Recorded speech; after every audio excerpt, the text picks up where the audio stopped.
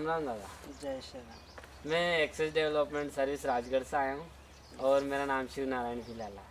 और मैं जानना चाहूँगा कि आप भी आपका नाम परिचय बताओ। मेरा नाम रामचरण दांगी, पिताजी का नाम श्री अमरलाल जी दांगी। हम ग्राम दोलाज में रहते हैं और खेती का कार्य करते हैं। अच्छा खिलचीपुर तहसील हमारी लगती है और राजगढ़ डिस्ट्रिक्ट के अंदर। अच्छा, बंद कर दो। हाँ तो दादा, अभी आप खेती बाड़ी में कई काम धाम कर रहे हैं। अभी तो हमने जैसे कि बटली लगा रखी और ये उसके साथ में लहसुन भी लगाई। अच्छा, तो ये जो लहसुन के साथ में बटली लगाई आपने, तो अनेक तरीका से लगाया आपने। मतलब इसको क्या है कि पहले से अलग पैटर्न से अलग तरीके से लगे। अच्छा, दूसरा नया तरीका से लगा। हाँ, नए तरीके से लगे। अच्छा, तो आपने लहसुन के साथ में बटली भी क्यों लगाओ?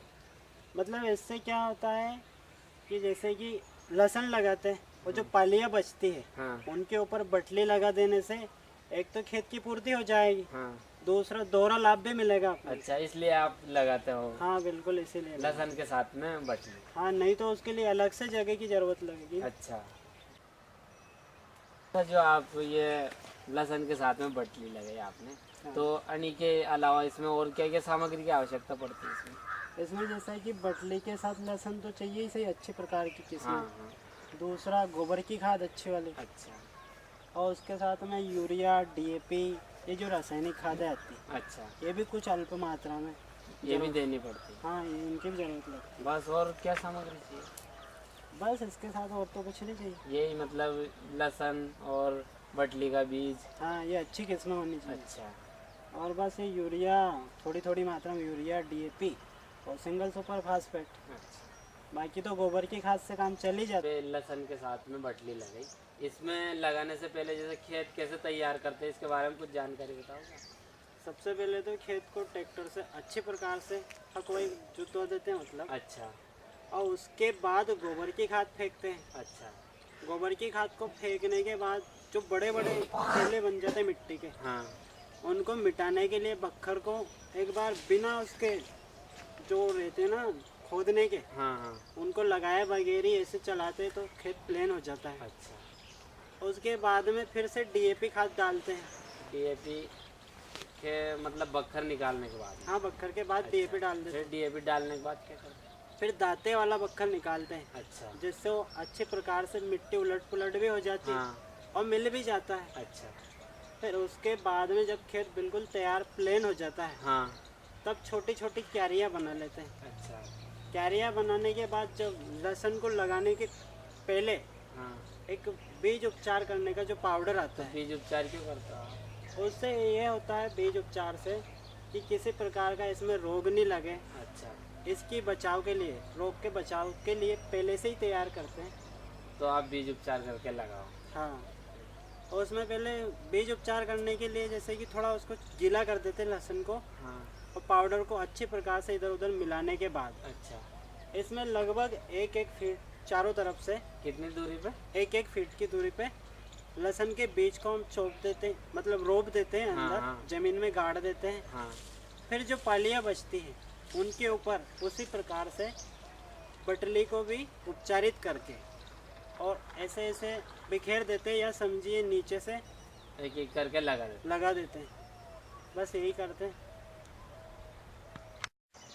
हम इसे। ये इतनी दूरी के ऊपर लगाते हैं, इतनी दूरी पे इसको लगाते हैं, एक एक फीट तो लगभग आप दोनों इसे तरफ से। इतनी एक एक फीट दूरी पे क्यों लगाते हो? वो इसलिए लगाते हैं कि दूर दूर रहेगी तो ज़्यादा जगह की मिट्टी से पोषक तत्व खींचेगी। अच्छा इसलिए लहसुन अच्छे प्रकार से फूलेगी, थोड़ी बड़ी फूलेगी। मतलब अगर पास पास लगाएंगे तो सभी लहसुन के पौधों को पोषक तत्वों की ज़रूरत लगेगी। हाँ। और पास पास से कम खींच पाएंगे वो, अच्छा, इसलिए फूल नहीं पाएंगे, मतलब फिर छोटी लहसुन छोटे रह जाएगी। इसलिए आप दूर दूर कम से कम एक एक फीट दूर रखते हो। जी। फिर इसके बाद क्या करते हो आप? जैसे ये लहसुन अब इसके बाद जैसे लहसुन लगा दी, हम्म। उसके बाद जो पाली बचती है हाँ। उसमें नीचे की साइड से बटली के पौधों को चोप दिया जाता है, बीजों को चोप दिया जाता है। अच्छा, तो मतलब ये नीचे से क्यों चौपते हो आप? वो इसलिए कि कभी हवा चले तो हम्म। पौधा थोड़ा मजबूत रहे, उखड़ नहीं पाए, अच्छा बटली आड़ी नहीं पड़े मतलब। और उसके बगल में जो पाली बचे उसमें बटली लगा दी। इस तरह से दोनों क्यारियों में तो लहसुन तैयार होगी, और बीच में जो खाली जगह बची उसके ऊपर बटली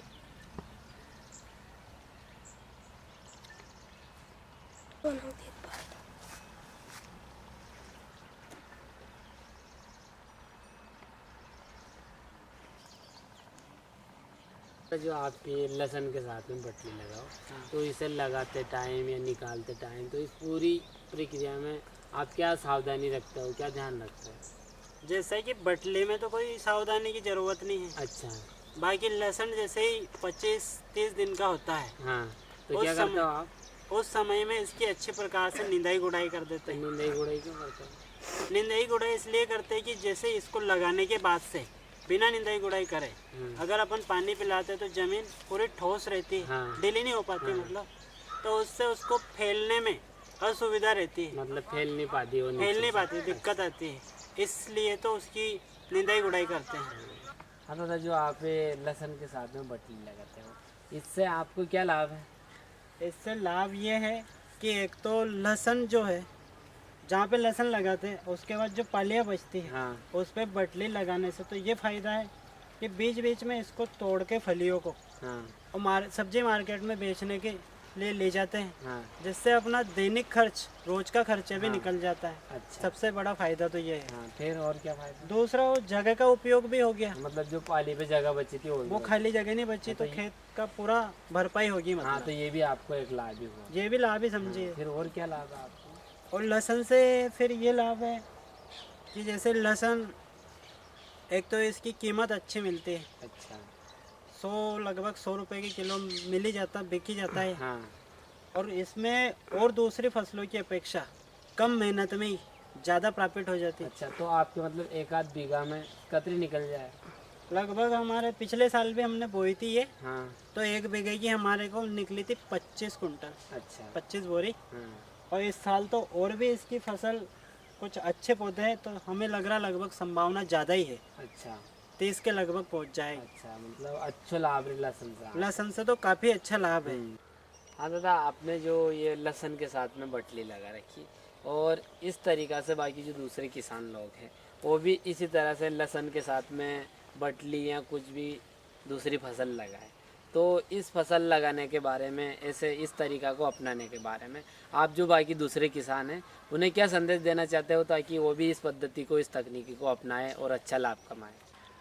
अब इस तरीके से फसल लगाने से, जैसे कि लहसुन के साथ बटली या फिर और भी दूसरी फसलें लगाने से, गाजर हुई और जो भी उनको उचित लगे, मेरा तो यही संदेश है किसानों के लिए कि ऐसे फसलें उगाने से एक तो अपनी जो पड़ती ज़मीन है उसका भी उपयोग हो जाता है, दूसरा उसको समय समय पे तोड़कर मार्केट में बेचने से अपना दैनिक खर्च भी निकल जाता है। मतलब एक के साथ दोगुना काम हो जाता है अपना, एक पंथ दो काज जैसे बोलते हैं, दोहरा लाभ वाली पद्धति अपनाते हैं ऐसे, तो किसान मेरे ख्याल से कुछ ज़्यादा कमाएंगे। मैं मेरी तरफ से सभी किसान भाइयों को सिर्फ यही संदेश देना चाहता हूँ।